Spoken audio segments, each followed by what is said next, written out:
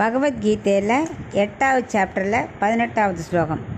அவ்யக்தாவ்யக்தய சர்வாக பிரபவந்த்யஹராகமே ராத்ர்யாகமே பிரலீயந்தே தத்ரைவாக்யக்த சம்யகே. இப்போ இதுக்குள்ள அர்த்தத்தை பார்க்கலாம். 17வது ஸ்லோகத்தில் அவர் காலச்சக்கரம், ஜெகச்சக்கரம், யுக சக்கரம் எல்லாமே பகவான் தன் கையில் உள்ள சுதர்சன சக்கரத்தால் சுற்றி விடுறார் அப்படின்னு சொன்னோம். அதனால் பகவான் அடைஞ்சால் மட்டும்தான் நம்ம அழியா உலகத்தை அடையலாம், மற்றதெல்லாம் அழியக்கூடியது. இதை புரிய வைக்கத்தான் என்ன பண்ணார்?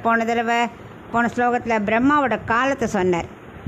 1000 சத்திரிகை முடிஞ்சால் ஒரு பகல் பொழுது, அப்புறம் 1000 முடிஞ்சால் இரவு பொழுது, இப்படியெல்லாம் நிறைய சொன்னார்ல. எவ்வளோ நீண்ட காலமாக இருந்தாலும் ஒரு நாள் அழியக்கூடியது அப்படிங்கிறதுக்காக தான் அந்த ஸ்லோகத்தை சொன்னார். இப்போ பிரம்மா எதெல்லாம் படைக்கிற ஆரம்பிக்கிறார், எப்போ ஆரம்பிக்கிறார், எப்போ அழியறதுக்கு ஆரம்பிக்கும், அதை பற்றிலாம் சொல்ல போகிறார்.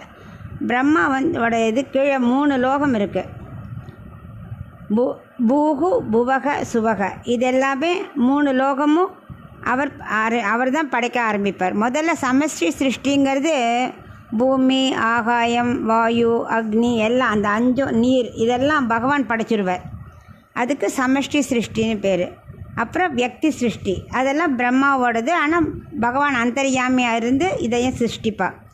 பகல் பொழுது தொடங்கிச்சு எதெல்லாம் உருவாகும், ராத்திரி எதெல்லாம் அழியும் அப்படிங்கிறத பற்றி அந்த ஸ்லோகத்தை சொல்கிறார். அவ்வியக்தான்னு சொல்கிறார் இல்லையா? அதாவது அவ்வியக்தன்னா ஸ்பஷ்டமாக கண்ணுக்கு தெரியாது. இதெல்லாம் பிரம்மாவோட உடல்லேருந்து தான் ஆரம்பிக்கிறது. அதனால் அதுக்கு பேர் அவ்வியக்தக சொன்னார். அப்போ கண்ணுக்கு தெரியாது இல்லையா அவரோட உடலில் இருந்தால். அப்புறம் வியக்தமாக தெரிஞ்சிடும், அப்படின்னா ஸ்பஷ்டமாக தெரிஞ்சிடும். அதுதான் மரம், செடி, தேவர்கள், மனுஷர்கள் எல்லாம் நம்ம கண்ணில் என்னெல்லாம் தெரியறதோ அதெல்லாம் ஸ்பஷ்டமாக தெரியலாம், வியக்தம்னு பேர். அந்த வியக்தம்னா எதுனா பூகு, புவக, சுவகம் 3 லோகம் இருக்கு இல்லையா? அது என்னெல்லாம் இருக்கோ அது எல்லாமே பிரம்மாவோட சிருஷ்டி. யார் யார் இருக்காளோ அதெல்லாம், மரம் எல்லாமே உருவாகிறது எல்லாமே பிரம்மாவால்.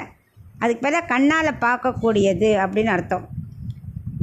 இந்திரலோகம் வரைக்கும் அவரோட ஆளுமைக்கு உட்பட்டது தான், சுவகா வரைக்கும். அதனால் அது 3மே பகல் பொழுதுனா உருவாக்கிடுவார். இரவு பொழுது வந்துனாக்கா இந்த 3 லோகமும் அழிஞ்சு போயிடும். 3 தான் அழியும். மொத்தம் 7 லோகம் இருக்குது இல்லையா? அதெல்லாம் இப்போ அழியாது. பிரம்மாவோட இரவு பொழுது வரைக்கும் அது 3 லோகம் மட்டும் லயம் அடைஞ்சிரும். அதெல்லாம் திரும்ப பிரம்மாவிட்ட போய் இயற்கைத்தன்மை அடைஞ்சிரும். எல்லாம் அழிஞ்சு அவற்றை போயிடும். எப்படி காரியமான குடம் எப்படி மண்ணாகிறதோ, காரணமாகிறதோ, அதே மாதிரி பிரளயம் அடைஞ்சால் எல்லாமே அழிஞ்சு அவரோட உடம்புக்குள்ளே போயிடும். அது லயம் அடைஞ்சிடும்னு அர்த்தம். அதுக்கு பேர் அவ்வியக்தமாயிடும்னு அர்த்தம். இதுக்கு தான் சிருஷ்டிக்கும் போது நைமித்திய சிருஷ்டி, அழியும் போது நைமித்திக காலம் முடிஞ்சு போய்டும் அர்த்தம். அதனால் நாம் இதெல்லாம் என்ன பண்ணணும், மனசில் வச்சுண்டு இதெல்லாம் அழியக்கூடியது நமக்கு வேண்டாம், அழியாத பகவானோட திருவடி தான் வேணும்னு நம்ம வைகுண்டம் போகிறதுக்கு தான் பகவானே நினைக்கணுங்கிறத அர்ஜுனனுக்கு சொல்ல வர்றார் இந்த ஸ்லோகத்தில்.